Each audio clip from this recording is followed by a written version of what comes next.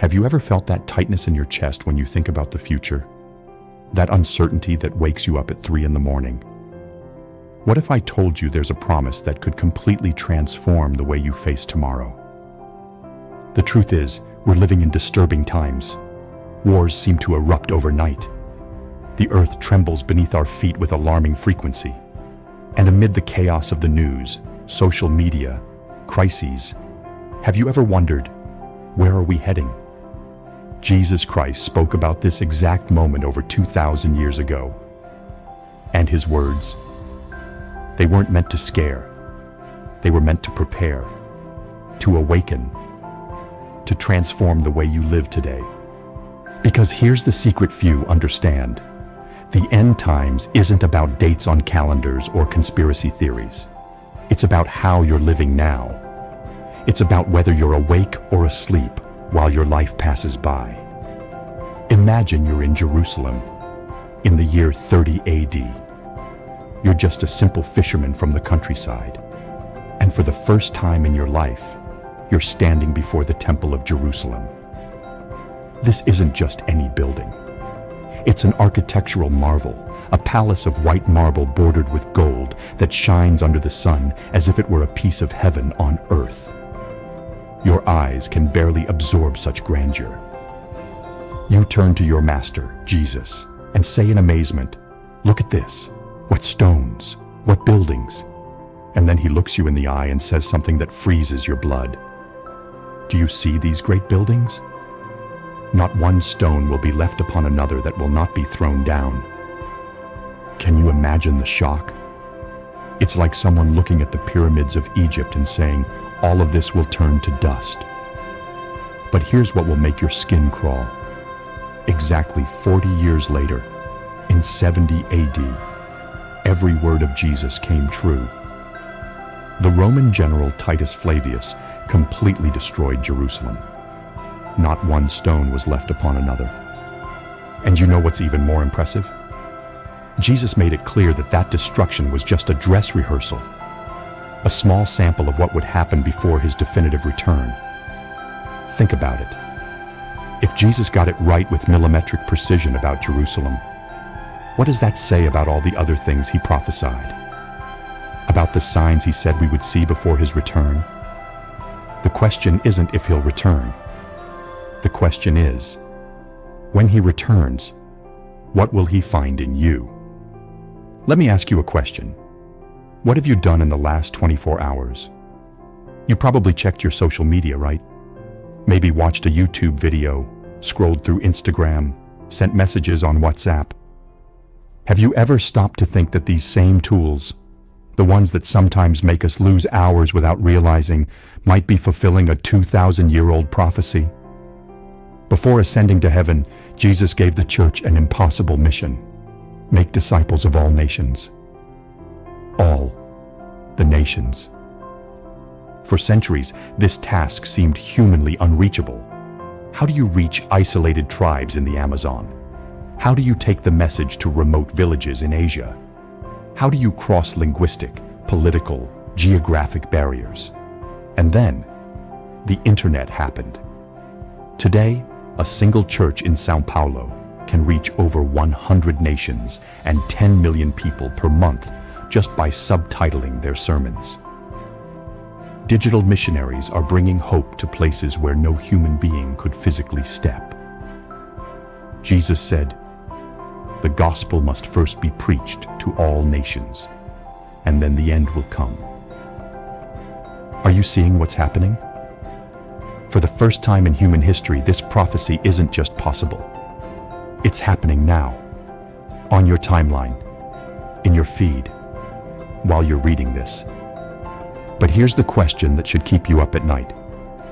If this sign is being fulfilled before our eyes, how much time do we have left? And more importantly, what are you doing with the time you have? Because look, technology is just a tool. The real question is, are you using your voice, your influence, your social media to spread light, or just to consume empty content? Does your digital life have eternity? Or is it just infinite scrolling until the end? Now comes the part many people prefer to ignore.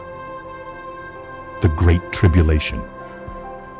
Just hearing that term, many Christians already think, "Oh, but I'll be raptured before. I won't go through that." It's comforting, isn't it? The idea of escaping suffering, of being taken away before things get really bad. But what if I told you that's not exactly the promise Jesus made? Jesus was very clear. Those days will be of such tribulation as has never been since the beginning of the world that God created until now, and never will be again. Read that again. Never has been, never will be. It will be the darkest, most bitter, most difficult period in human history. And here's the hard truth. Jesus never said his followers would be removed before the tribulation. He said they would be sustained through it. Have you ever gone through a dark valley in your life? That moment when it seemed like the ground had disappeared beneath your feet. Maybe an illness, a loss, a betrayal, a financial crisis that seemed endless. Now tell me, did God take you out of that, or did he sustain you through that? The promise isn't absence of difficulty. It's presence in the difficulty.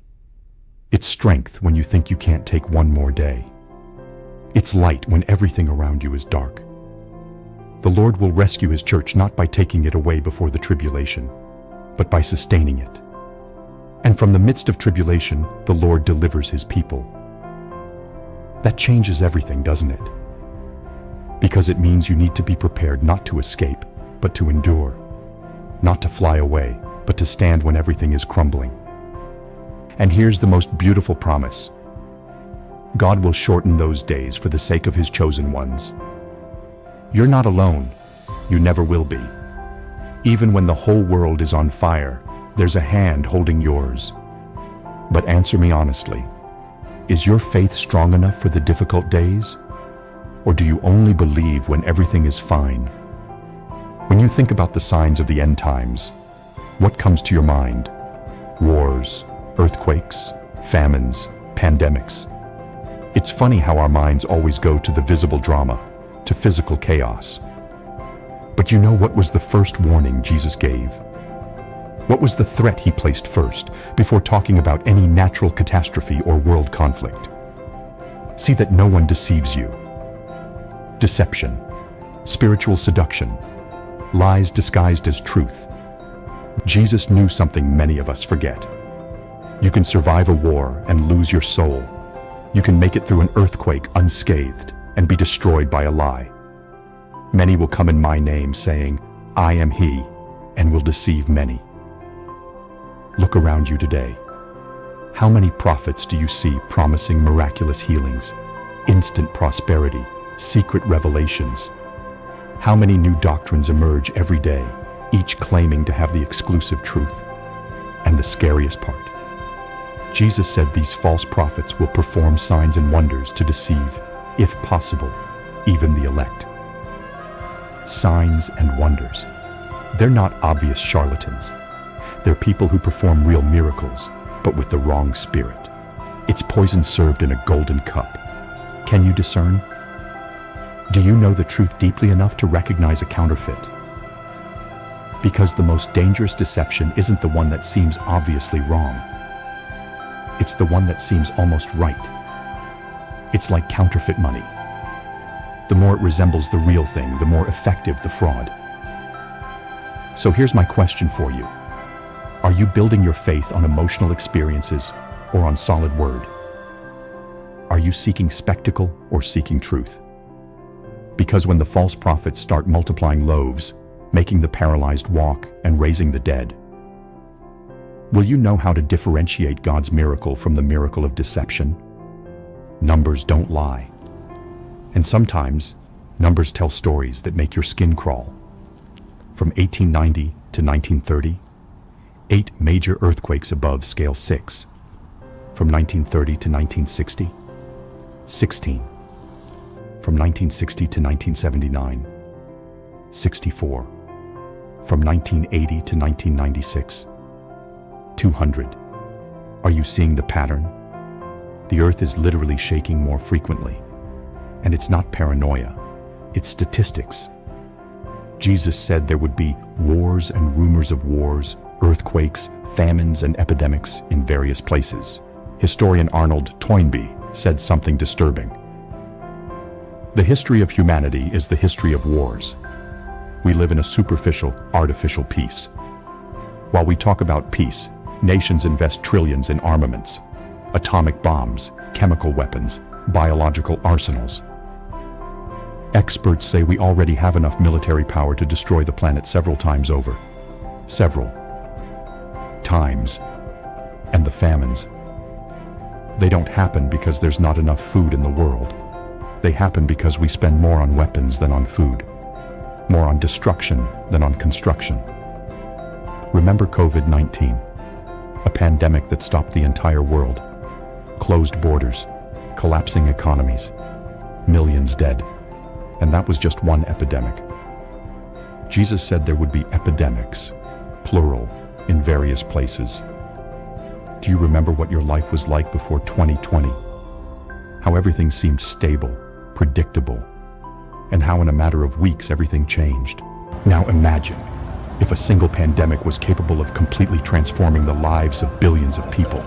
What will happen when multiple crises converge at the same time? And I haven't even talked about the greatest threat of all, the Antichrist, the man of lawlessness, the beast who will receive power from Satan and be worshipped by all nations. Have you ever thought about it? About how it will be possible for the whole world to follow a single person? But then you look at social media and see how influencers control millions with a single post. The stage is already set. The actors are already positioned.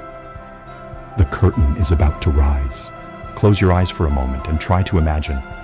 The sun suddenly darkens at high noon. The moon turns red as blood. Stars begin to fall from the sky like figs shaken from a tree in a storm. The very foundations of the universe tremble. And then, you see him. Not on your phone screen. Not in a dream. Not in a private vision. Every eye will see him. Those who loved him. Those who hated him. Those who believed. Those who mocked. Even those who crucified him. Resurrected to witness his glory. Jesus will not return as the humble carpenter from Nazareth. He won't return as the suffering servant who washed feet. He won't return as the silent condemned man before Pilate. He will return as King of Kings and Lord of Lords, with power, with glory, with heavenly armies, to definitively defeat all evil, the Antichrist, the false prophet, the devil himself, death and hell. But here's what few consider. On that day, there will be no more time for repentance. There will be no more second chances. There will be no more, I'll decide later. It will be too late. Peter describes this moment in a frightening way. The heavens will pass away with a roar. The elements will be destroyed with intense heat, and the earth and the works in it will be burned up. Everything you built, accumulated, achieved, if it wasn't made for eternity, it will be consumed. Your house, your car, your bank account, your accomplishments, your social status, everything will melt like wax. The only thing that will remain, your soul, and what you did with it. So tell me, if Jesus returned right now, not tomorrow, not next week, but this very second, would you be ready? Or would you say, wait, just a little longer? I have some things to sort out first. Because here's the hardest truth of all. You won't have advance warning. There will be no countdown. There will be no alarm on your phone saying, Jesus returns in 24 hours, get ready. It will be like a thief in the night, when you least expect it. Throughout history, countless people have tried to calculate the date of Christ's return. They marked calendars, sold properties, waited on mountains, and all of them were wrong. You know why? Because Jesus was crystal clear. About that day or hour no one knows, not even the angels in heaven, nor the Son, but only the Father. Not the angels, not even Jesus himself in his human form. Only the Father knows. And have you ever wondered why it's like this? Why would God hide this information? The answer is profound, so that you live in constant vigilance. Think about the days of Noah. Jesus used this comparison deliberately. People lived their normal lives, eating, drinking, marrying, building. Nothing wrong with these activities, right? The problem wasn't what they were doing. It was what they weren't doing. They lived without taking God into account. God was a detail, a footnote, a thought for Sunday maybe. And then came the flood. Are you living like this? Do your days pass in an automatic routine? Work, home, Netflix, sleep, repeat? Is God just a formality in your life, or is He the center of it? Because here's the uncomfortable truth. If you knew Jesus was returning in 50 years, you'd relax. I have time, you'd say. I'll worry about it later. But if you know He could return at any moment, today, tomorrow, while you sleep, while you work, while you read this, then every day matters. Every choice has eternal weight. The uncertainty isn't divine cruelty. It's strategic mercy. At the end of His entire prophetic sermon, after describing signs in heaven and on earth, persecutions, deceptions, wars, and tribulation, Jesus sums it all up in a single word: an order. A final command that echoes through 2,000 years to reach your ears at this moment. Watch. That's it? After all this information, all these complex signs, all this deep theology, the summary is just watch? Yes, because watchfulness is everything. It's not paranoia. It's not living in fear. It's not hiding from the world or marking dates on prophetic calendars. To watch is to live awake. It's living with your values aligned, with your priorities straight, with your heart prepared. It's not settling for spiritual mediocrity. It's not letting worldliness put your conscience to sleep. John Wesley, the great reformer, was once asked, "What would you do if you knew Jesus was returning tomorrow?" You know what he answered? "I would do exactly what I planned to do today." What an answer. Because he was already living ready, already watchful. Every day was lived as if it were the last, not with desperation, but with purpose. Compare that with theologians who project Christ's return to a distant future, centuries ahead. Which attitude is wiser? Living expecting at any moment, or living as if you had all the time in the world? Paul, the apostle, lived his entire life expecting to see Jesus return in his days. He died without seeing it. Was he wrong? No. He was ready. And that readiness transformed his life and changed the world. The question isn't when Jesus will return. The question is, when he returns, how will he find you? So here we are, at the end of this journey through the prophetic words of Jesus.